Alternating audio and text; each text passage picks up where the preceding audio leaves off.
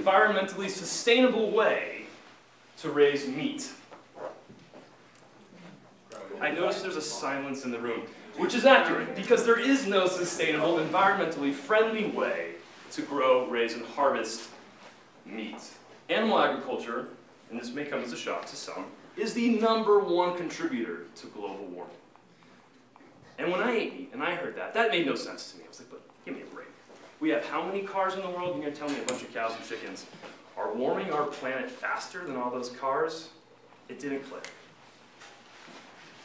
Hence the name of my lecture, Make the Connection, because I certainly couldn't. And now that I've been, let's call myself enlightened, I want to help everybody else make that connection too, right?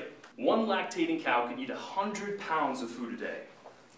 So if we want to keep eating these cows, we have to grow and harvest 100 pounds of grain a day for each of the 1.5 billion cows in our planet. That's 135 billion pounds of grain, alfalfa, soy, corn, etc.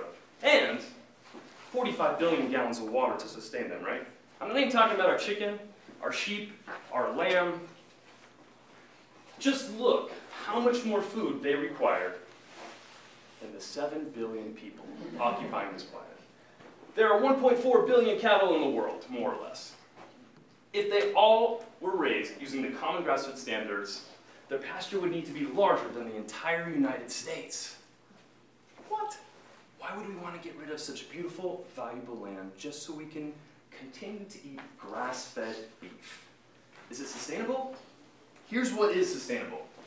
1 acre can yield 50,000 pounds of tomatoes, 53,000 pounds of potatoes, 30,000 pounds of carrots, only 250 pounds of beef.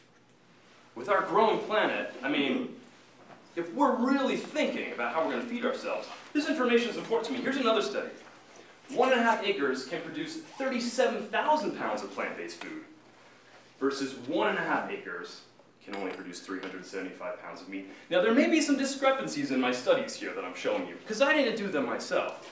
But we know across the board, one of the two is way more sustainable than the other. For a meat eater on a general day-to-day, about 4,000 gallons of water.